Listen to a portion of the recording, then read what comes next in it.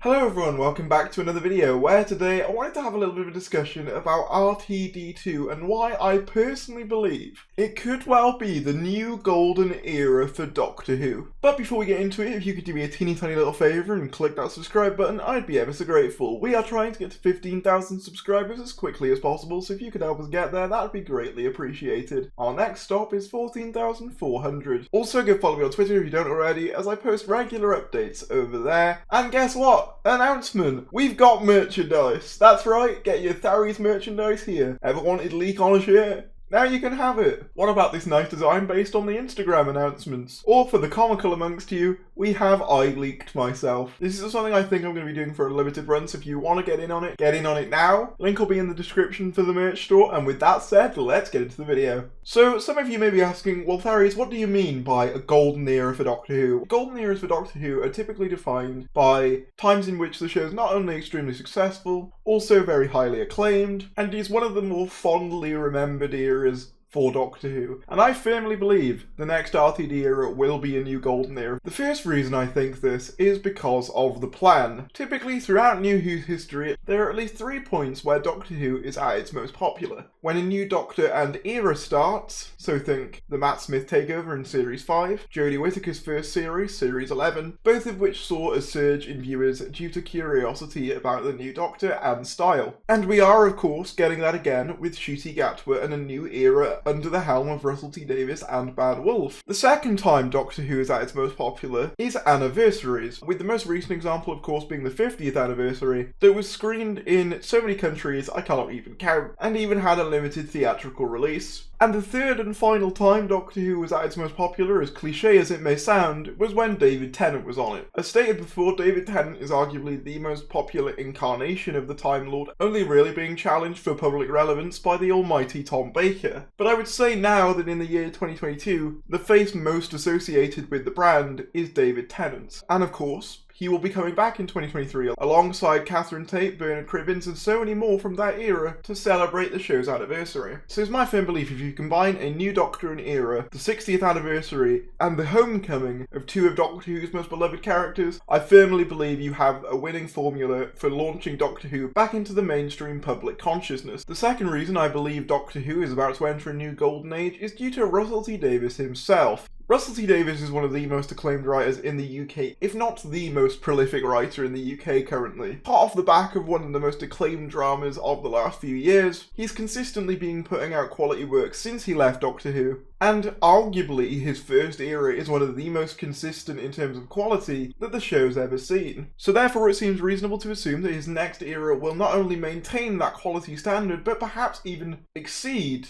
the standard he set in his first era. As I firmly believe Russell T Davies has grown and changed and evolved as a writer. He's also a man with a great understanding of the public zeitgeist, meaning that he's going to know what types of stories are going to resonate with casual audiences, something that admittedly Doctor Who's been struggling with over the last few years, as it seemed to focus on relying upon its own lore more so than telling new stories that captivate new audiences. It's also important to recognise that Russell's era was the first to herald in a bunch of new spin-offs, and if rumours are to be believed, that trend is going to be maintained. And now he has Bad Wolf behind him, a company that's pretty much going to be dedicated to Doctor Who stuff, rather than Doctor Who being handled by a division in the BBC. It's going to have its own outside production company that make it, Bad Wolf. So he's probably going to have a lot more resources to do things like spin-offs than he did in his original run. Because let's be honest, as great as it was to have spin-offs back in the day, they really did take a toll on him because he was so involved in all of them, whereas hopefully now he's got a wider network of people who can allow him to have his big Doctor Who empire that he's always wanted, whilst also not making him work himself to basically death. Another thing I think is important to mention is that I believe Russell, more than any other showrunner, understood what it was like to be a fan. One only has to look at his contributions to Doctor Who magazine, something that he's also hinted are going to be continued once he takes over, along with his own personal Doctor Who toy collection. On the subject of the toys, Russell T Davies' monsters and creations were very toyetic, so I would imagine a huge increase in merchandise production as well. The third and final reason that I believe this era is going to be a massive success is the marketing approach,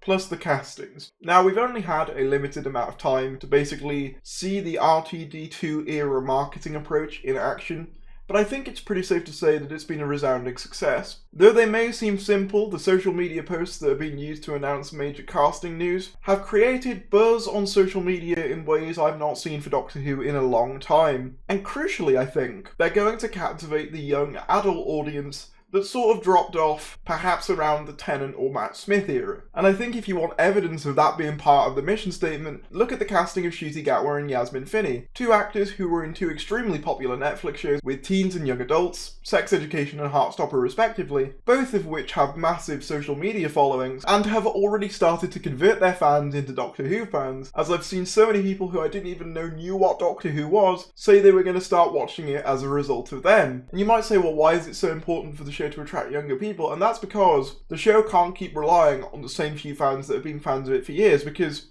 a franchise always needs to be bringing in new fans to maintain longevity. And that's what I believe they are aiming to do with these marketing approaches. As people now don't really sit down to watch half-an-hour programs about announcements of castings in other TV shows, or sit through a Wimbledon match just to get a glimpse of a new actor, it makes much more sense to just cut down on the pomp and circumstance of it. Get right to the point, grab people by the chest and go, this is Doctor Who, you better be watching it. But these are just some random things I've been thinking about. Let me know what you guys think in the comments below. Do you think the Russell T Davies 2 era will be a new golden era for Doctor Who? Whatever your thoughts are, drop them down in the comments below. Like this video if you enjoyed, subscribe if you're new, and I will see you later. Shout out to Debs Iona, Shane Smith, Ree Keffin, Seb Lowndes, Jay Monroe, Hash Shandycoot, Patrick Musson, Simon Ashley, Steve Safaro, Andrew Townsend, Alex Robbins, Michael Dykes, Paul Bryden, Sam Yates, Michael Rhodes, Jerry the Meerkat, Heretic, Bibliotecaria Nerd, Cameron Jefferson, John M, Meta-Hoovian, Ben Freeman, Andrew Evanson, Lucy,